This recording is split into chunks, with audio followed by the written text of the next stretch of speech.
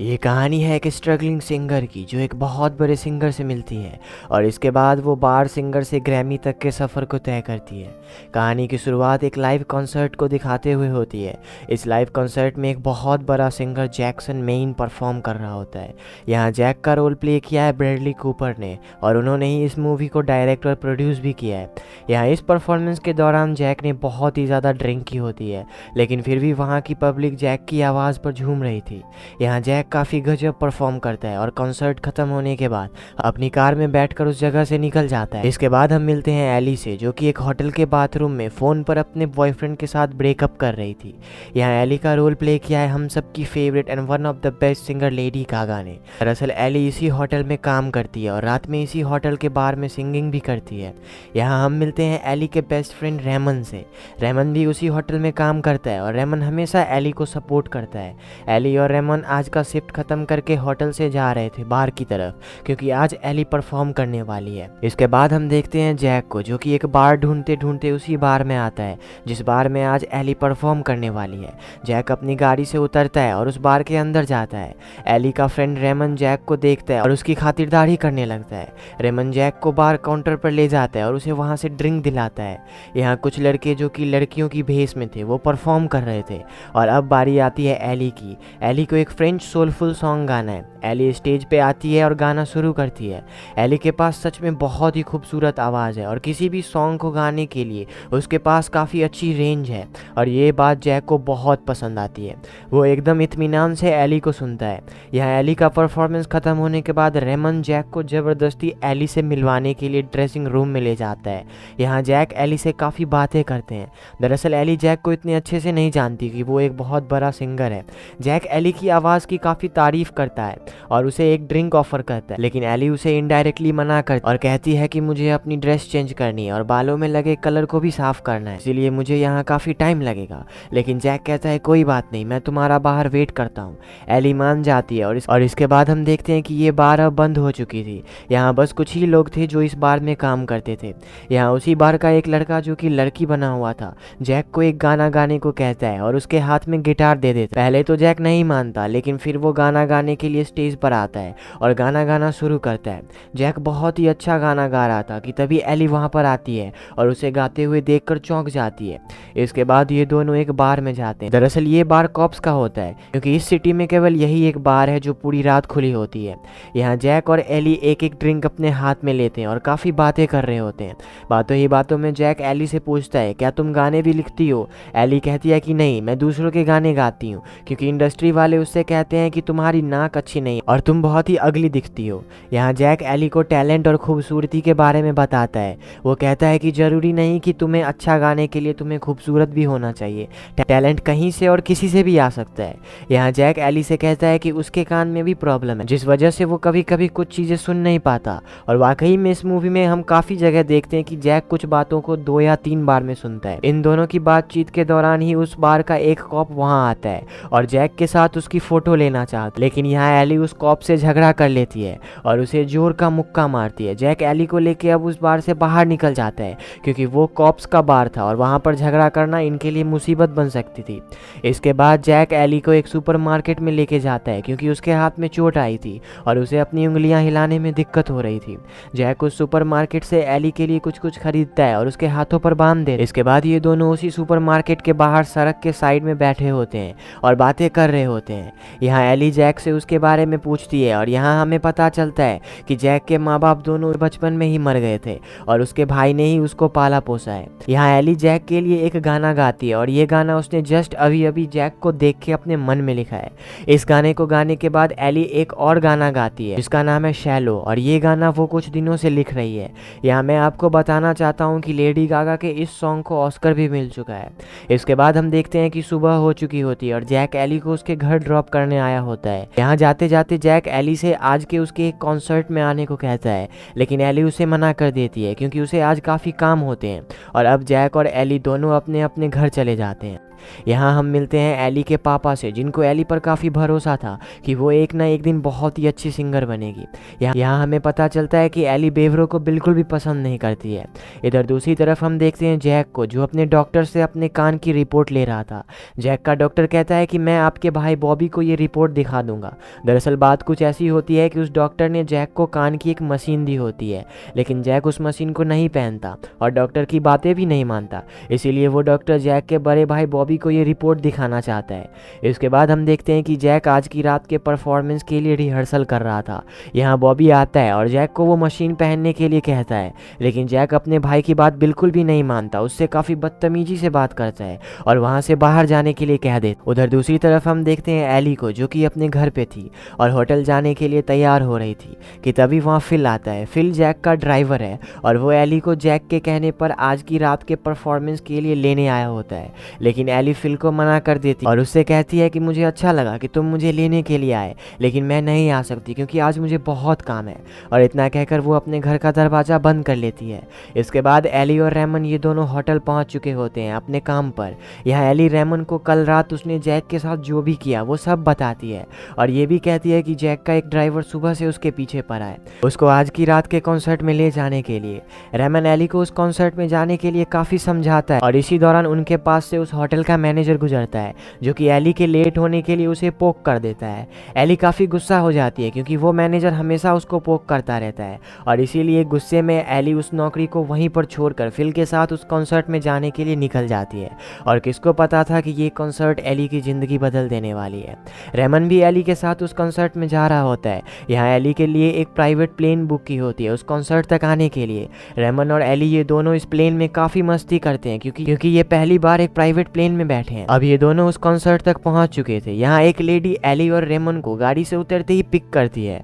वो उन दोनों को इस कॉन्सर्ट के पासेस देती है, जो कि स्टेज के पास की सीट के पासेस थे, और स्टेज के पास ले जाती है। यहाँ एली उस भीड़ को देखकर चौंक जाती है क्योंकि यहाँ जैक को सुनने के लिए करीब हजारों लोग आए थे और वो जगह पूरी तरह से भर चुकी थी। जैक यहाँ पर काफ़ी दमदार परफॉर्मेंस देता है और पूरी पब्लिक पागलों की तरह कूद रही होती है। इस परफॉर्मेंस के ख़त्म होने के बाद जैक अपनी ऑडियंस से कहता है कि मेरी एक फ्रेंड है जो कि बहुत अच्छी गाती है और मैं चाहता हूँ कि आप सब उसे सुने। इतना कहकर जैक एली के पास जाता है। वो उसे अपने साथ स्टेज पर आने को कहता है, लेकिन एली नहीं आ रही होती क्योंकि उसने आज से पहले कभी भी ऐसा परफॉर्मेंस नहीं किया था। जैक एली से कहता है कि तुम्हें कुछ भी नहीं करना, बस तुम मुझ पे भरोसा रखो और स्टेज पर। इतना कहकर जैक एली का लिखा हुआ सैलो सॉन्ग गाना शुरू कर देता है। एली कुछ भी समझ नहीं पा रही थी कि क्या किया जाए। रेमन भी एली को काफ़ी समझाता है और अब एली स्टेज पर जाती है और वही गाना जैक के साथ गाना शुरू करती है। शुरुआत में एली काफ़ी डरी हुई सी थी, लेकिन जैसे ही उसने अपनी रेंज को बढ़ाया कि पूरी पब्लिक पागल हो गई और चिल्लाने लगी। एली को इससे काफ़ी मोटिवेशन मिला और वो बिंदास होकर जैक के साथ गाने लगी। यहाँ इन दोनों ने मिलकर एक आउटस्टैंडिंग परफॉर्मेंस दिया। कॉन्सर्ट खत्म होने के बाद जैक एली को अपने घर लेके आता है और अभी भी उसने काफ़ी ड्रिंक की होती है। यहाँ एली जैक के भाई बॉबी से मिलती है। बॉबी उसे बताता है कि जैक एक बहुत बड़ा बेवरा है, वो हमेशा पीकर टुल रहता है। यहाँ जैक और एली एक दूसरे से प्यार करने लगे थे और एक दूसरे के साथ इंटीमेट भी होने लगे थे। अगली सुबह हम देखते हैं एली को, जो कि अपने घर पे सो रही थी और यहाँ उससे मिलने जैक आता है। जैक उससे अपने साथ शोज करने का ऑफर करता है और उसे अपनी बाइक पर बैठाकर अपने फादर के कब्र के पास ले जाता है। लेकिन जब जैक उस जगह पर पहुंचता है, वो देखता है कि उस जगह पर अब एक विंड फार्म बन चुका है और उन्होंने उसके फादर के कब्र को भी वहां से हटा दिया होता है। जैक गुस्से में अपने भाई बॉबी के पास जाता है और जोर का एक मुक्का मारकर उससे पूछता है कि तुमने मुझसे बिना पूछे ये ज़मीन कैसे बेच दी और साथ ही साथ तुमने पापा के कब्र को भी बेच दिया। यहाँ बॉबी जैक से कहता है कि मैंने तुम्हें बताया था, लेकिन तुम नशे में टुल थे, तुम एक नंबर के बेवरे और गिरे हुए इंसान हो। और इसी तरह से इन दोनों भाइयों के बीच झगड़ा शुरू हो जाता है और बॉबी जैक का बिजनेस छोड़कर चला जाता है। इसके बाद एली ने जैक के साथ मिलकर काफ़ी सारे गाने लिखे और इन दोनों ने साथ में मिलकर काफ़ी कॉन्सर्ट्स भी की और अब एली एक जानी मानी सिंगर बन चुकी थी, लेकिन अब भी उसके अचीवमेंट्स बाकी थे। एक कॉन्सर्ट के दौरान उसकी एंडिंग करने के लिए जैक और एली ने एक सॉन्ग बनाया होता है, लेकिन इस सॉन्ग को एली ही गाने वाली थी क्योंकि जैक यहाँ बहुत नशे में था। एली उसे नशा करने से मना कर रही थी, लेकिन वो नशे करके वापस स्टेज पे चला गया। एली भी स्टेज पे आई और उस गाने को गाना शुरू किया। भाई साहब, यहाँ एली इस गाने को बहुत ही अच्छी तरीके से और अपनी रेंज में गाती है, जिससे कि पूरी पब्लिक अब एली की दीवानी हो चुकी थी। इस कॉन्सर्ट कॉन्सर्ट के ख़त्म होने के बाद एली और जैक वापस अपनी गाड़ी में जा रहे थे, लेकिन रास्ते में एली को एक आदमी रोक देता है जिसका नाम रेज है और वो एक स्टूडियो का मालिक है। रेज एली से कहता है कि मैं तुम्हें बहुत ऊपर ले जा सकता हूँ, जिसका मतलब था कि रेज एली को शोज लेके देगा और उसके गानों का एक रिकॉर्ड भी बनाएगा। एली बहुत खुश हो जाती है, वो भी अपने गानों का रिकॉर्ड बनवाना चाहती है। वो रेज से कहती है कि वो पहले जैक को पूछेगी फिर उसे बताए। इसके बाद हम देखते हैं कि एली और जैक बाकी सबके साथ घर आते हैं। यहाँ भी जैक बहुत नशे में था। एली उससे रेज के ऑफर के बारे में बताती है। जैक इस ऑफर के लिए मान जाता है। इसके बाद हम देखते हैं कि एली रेज के स्टूडियो में एक सॉन्ग रिकॉर्ड कर रही थी। यहाँ जैक भी था, लेकिन एली इस सॉन्ग को अच्छे से रिकॉर्ड नहीं कर पाती क्योंकि उसे पियानो के साथ सिंगिंग करने की आदत है और यहाँ उसे पहले से ही बीट मिल रही थी। जैक रेज को एक ब्रेक लेने को कहता है और इस ब्रेक में वो एली से उसकी प्रॉब्लम पूछता है। एली सब कुछ सच सच बताती है। फिर जैक उसके लिए एक पियानो अरेंज करवाता है, मतलब कि एली अब जो गाएगी वो पियानो के साथ गाएगी, लेकिन उसमें बीट भी शामिल रहेगा। इस बार एली काफ़ी अच्छी तरीके से रिकॉर्डिंग को ख़त्म करती है और वो सारे लोग बहुत खुश होते हैं। इसके बाद हम देखते हैं कि एली रेज के ही स्टूडियो में डांस प्रैक्टिस कर रही थी। दरअसल उसे एक शो मिला है जिसमें सिंगिंग के साथ साथ उसे 2-3 और डांसर्स के साथ डांस करना है। अब वो दिन आ गया था जब एली को शो करना था, लेकिन इस दिन जैक का भी एक कंसर्ट होता है, जिस वजह से एली जैक की काफ़ी चिंता कर रही थी। फिर भी वो अपना शो शुरू करती है। दरअसल इस शो में एली के साथ कुछ और डांसर्स डांस करने वाली थी। एली ने बिना किसी से पूछे उनको हटा दिया और अकेले ही परफॉर्म किया। इस शो को एली ने काफ़ी अच्छी तरीके से ख़त्म और परफॉर्मेंस ख़त्म होने के बाद वो दौड़ कर रेज के पास गई और जैक के कंसर्ट के बारे में पूछा क्योंकि उसको जैक की काफ़ी चिंता हो रही थी। लेकिन रेज यहाँ एली पर काफ़ी गुस्सा था। वो एली को काफ़ी कुछ कह देता है। एली को इन बातों का काफ़ी बुरा लगता है। इसके बाद हम देखते हैं जैक को, जो कि रोड साइड पे पड़ा हुआ था। दरअसल कल रात उसके कंसर्ट में उसने ड्रग्स के साथ साथ काफ़ी ड्रिंक भी की थी, जिस वजह से उसका पूरा कंसर्ट बर्बाद हो गया था। यहाँ जैक का एक दोस्त उसे देखता है और उठाकर अपने घर ले जाता है। ये दोनों कुछ बातें करते हैं और फिर जैक अपने दोस्त के घर पे ही रेस्ट करने के लिए थोड़ी देर सो जाता है। यहाँ एली जैक से मिलने आती है और ये दोनों यहीं पर खाना खा रहे होते हैं। खाना खाने के दौरान जैक गिटार की तार का एक रिंग बनाकर एली की उंगलियों में पहना देता है और अपने दोस्त के फोर्स करने पर ये दोनों आज ही शादी कर लेते हैं। और शादी करने की खुशी में जैक अपने सारे दोस्तों को पार्टी देता है। इस पार्टी में एली जैक के लिए एक बहुत ही खूबसूरत सा गाना गाती है और अब इन दोनों के बीच का प्यार और बढ़ गया था। इसके बाद हम देखते हैं कि रेज एली के लिए एक लाइव शो का प्रपोजल लाया होता है और एली भी इस शो में जाने के लिए तैयार हो गई थी, लेकिन उसे एक बात का डर था कि 1-2 गाने तो ठीक है, लेकिन आगे चलकर कब तक लोग मुझे सुनेंगे। यहाँ जाने से पहले जैक एली से इस बारे में बात करता है। वो एली से कहता है कि तुम्हें इस बात की कोई चिंता नहीं होनी चाहिए कि तुम्हें कब तक लोग सुनेंगे। तुम जब तक अपनी आवाज़ सुनाना चाहोगी तब तक लोग तुम्हें सुनेंगे, इसीलिए अपने आप पर भरोसा करो। एली जैक की ये बात सुनकर और मोटिवेट हो जाती है और अब ये लाइव शो शुरू हो। इस लाइव शो के दौरान जैक भी उस स्टूडियो में था और यहाँ जैक का भाई बॉबी उससे मिलने के लिए आता है और जैक को ये एहसास दिलाता है कि एली उसके बिना और आगे जा सकती है, लेकिन अगर वो उसके साथ रहा तो पक्का उसकी रास्ते का कांटा बनेगा। दरअसल बॉबी का जैक से ऐसा कहना इसीलिए था क्योंकि जैक बहुत ही ज़्यादा ड्रिंक करता है। वो एक नंबर का बेवरा इंसान है और इस शो के दौरान भी वो पी ही रहा था। ये शो अब ख़त्म होती है और एली ने इस शो में काफ़ी अच्छी परफॉर्मेंस दी। इसके बाद हम देखते हैं कि एली अपना फ़ोटो शूट करवा रही थी, तभी यहाँ रेज आता है और अब एली की ज़िंदगी बदलने वाली थी क्योंकि रेज अपने साथ एक बहुत बड़ी खुशखबरी लाया था। वो एली से मिलता है और उसे बताता है कि वो 3 ग्रैमीज़ के लिए नॉमिनी हुई है, जिसमें से 1 ग्रैमी बेस्ट न्यू आर्टिस्ट की होती है। ये खबर सुनकर पहले तो एली गुम हो जाती है, लेकिन अगले ही पल उसके आंखों में इस अचीवमेंट के लिए आंसू थे। यहाँ स्टूडियो के सारे लोग एली को कॉन्ग्रेचुलेशंस कहते हैं और उसे अप्रिशिएट भी करते हैं। इसके बाद एली अपने घर आती है और यहाँ वो देखती है कि जैक फिर से ड्रिंक कर रहा होता है। वो अपसेट हो जाती है और यहाँ जैक और एली के बीच में कुछ बात को लेकर झगड़ा हो जाता है। इस झगड़े के कारण इन दोनों को अपने अपने काम में मन नहीं लग रहा था, इसीलिए जैक रेज के स्टूडियो जाता है और एली से उसकी गलती के लिए माफ़ी मांगता है और यहाँ उनका झगड़ा सॉल्व हो जाता है। इसके बाद हम देखते हैं बॉबी को, जो जैक के लिए एक परफॉर्मेंस का ऑफर लाया होता है। दरअसल ये परफॉर्मेंस ग्रैमी फंक्शन में होने वाली, लेकिन इसमें प्रॉब्लम ये थी कि सामने वाली पार्टी जैक को सिर्फ एक गिटारिस्ट की जगह ले रहे थे, ना कि सिंगिंग के लिए। यहाँ जैक को ये जानकर बहुत दुख हुआ। दरअसल अब उसे लोग उतना नहीं सुनना चाहते, लेकिन फिर भी जैक इस काम को करने के लिए तैयार हो जाता है। इसके बाद हम देखते हैं कि अब ये ग्रैमी अवार्ड शुरू होती है। यहाँ एली और उसके पेरेंट्स के साथ साथ रेज और उसकी स्टूडियो के लोग भी आए थे। अवार्ड्स से पहले एक सिंगिंग परफॉर्मेंस होता है। जी हाँ, ये वही परफॉर्मेंस है जिसमें जैक परफॉर्म करने वाला है।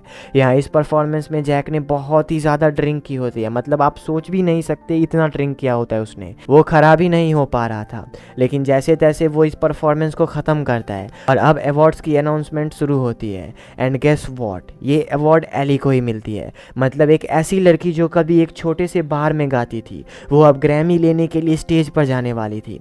यहाँ एली के साथ जैक भी स्टेज पर जाता है और यहाँ जैक एली के इस अवार्ड फंक्शन को पूरी तरह से बर्बाद कर देता है। जैक स्टेज पर जाने के बाद माइक में कुछ कुछ बड़बड़ाने लगता है, वहाँ स्टेज पर ही अपने पैंट में पेशाब कर लेता है और इधर उधर गिरने पड़ने लगता है। एली के डैड और बाकी जैक को गुस्से में स्टेज से उतार कर बाथरूम में ले जाकर फेंक देते हैं, लेकिन एली अपनी अवार्ड फंक्शन छोड़कर जैक के पास आती है और उसे नहला रही होती है। मतलब ये प्यार नहीं तो और क्या ही है। इसके अगले सीन में हम देखते हैं कि जैक एक नशा मुक्ति केंद्र में शामिल होता है और करीब 2 महीने तक यहाँ रहता है। इसी दौरान एली उससे मिलने आती है। यहाँ जैक अपनी गलतियों को महसूस कर रहा होता है और एली से माफ़ी भी मांगता है। इसके बाद हम देखते हैं कि अब जैक नशा मुक्ति केंद्र से वापस आ गया होता है। वापस घर आने के बाद वो काफ़ी अच्छी लाइफ जी रहा होता है। इधर हम देखते हैं एली को, जिसकी टीम यूरोप टूर प्लान कर रही थी। यहाँ एली रेज से कहती है कि वो जैक को भी उनके साथ लेके जाना चाहती है, लेकिन रेज जैक को बिल्कुल भी इस टूर पर ले जाना नहीं चाहता था, इसीलिए वो मना कर देता है। इसीलिए एली भी इस ट्रिप पर जाने के लिए मना कर देती है। इसके बाद हम देखते हैं रेस जैक के घर आता है और उसके साथ कुछ बातें कर रहा होता है और यहाँ बातों ही बातों में रेस जैक को एहसास दिलाता है कि जैक के कारण एली अपनी लाइफ के अचीवमेंट्स नहीं ले पा रही है और अगर वो उसके साथ रहा तो वो आगे भी कुछ नहीं कर पाएगी। रेस जैक से ये भी कहता है कि वो तुमसे बहुत प्यार करती है, इसीलिए वो तुमसे कुछ भी नहीं बताती। इसके बाद रेस वहाँ से चला जाता है और इसके बाद हम देखते हैं कि जैक अपने बिस्तर पर लेटकर कुछ सोच रहा था कि तभी वहाँ पर एली आती है और उसे कहती है कि उसका यूरोप टूर कैंसिल हो गया है क्योंकि उसे काफ़ी सारे शोज़ करने हैं। जैक समझ जाता है कि एली झूठ बोल रही है क्योंकि उसे तो सच पता होता है कि उसी के वजह से एली ने ये टूर कैंसिल कर दी और कहीं ना कहीं जैक को भी अब लग रहा था कि उसकी वजह से कहीं एली बर्बाद ना हो जाए। एली जैक से कहती है कि आज रात में एक शो है जहां हम दोनों मिलकर सैलो गाएंगे, इसीलिए तुम टाइम पर आ जाना। और इतना कहकर एली वहां से चली जाती है। अब रात हो जाती है और एली स्टेज पर परफॉर्म कर रही होती है और अब सैलो सॉन्ग की बारी आती है, लेकिन अब तक जैक वहां पर नहीं आया था, इसीलिए रेज के फोर्स करने पर एली वो सॉन्ग अकेले ही गाती है। इधर दूसरी तरफ जैक वापस से पीकर टूल हो गया था और उसके हाथ में एक बेल्ट था और देखते ही देखते जैक अपने आप को ख़त्म कर लेता है। वो सुसाइड कर लेता है ताकि उसकी वजह से एली के सक्सेस पर कोई इफेक्ट ना पड़े और उधर एली अपना शो खत्म कर रही होती है। अब अगले दिन हम देखते हैं कि एली चुपचाप सी पागलों की तरह बैठी होती है, पियानो बजाती रहती है। जैक की मौत से वो पूरी तरह से टूट चुकी थी। यहाँ बॉबी जैक का बड़ा भाई एली को समझाता है कि इसमें उसकी कोई गलती नहीं, सारी गलती जैक, वो खुद एक बहुत बड़ी गलती था। इसके बाद हम देखते हैं कि जैक के फ्यूनरल पर काफ़ी सारे लोग जमा हुए थे। यहाँ एली जैक के लिए एक गाना गाती है जो जैक ने मरने से पहले उसके लिए लिखा था और ये एक लव सॉन्ग होता है। इस गाने को गाते वक्त एली जैक के साथ बिताया हर वो लम्हा याद करती है जो वो कभी भूल नहीं सकती और इस गाने के ख़त्म होते ही ये मूवी भी ख़त्म हो जाती है। ये मूवी है स्टार इज़ बॉर्न 1937, जो कि रियल मूवी थी, उसकी 4th रीमेक है। इसकी IMDb रेटिंग है 7.6 आउट ऑफ 10 और रॉटन टमाटर पे ये 90% फ्रेश है। इस मूवी ने 4 ग्रैमीज और 1 ऑस्कर के साथ साथ टोटल 100+ अवार्ड्स जीते हैं। इस मूवी का बजट था $36 मिलियन और इस मूवी ने बॉक्स ऑफिस पे कमाई की थी $436 मिलियन की।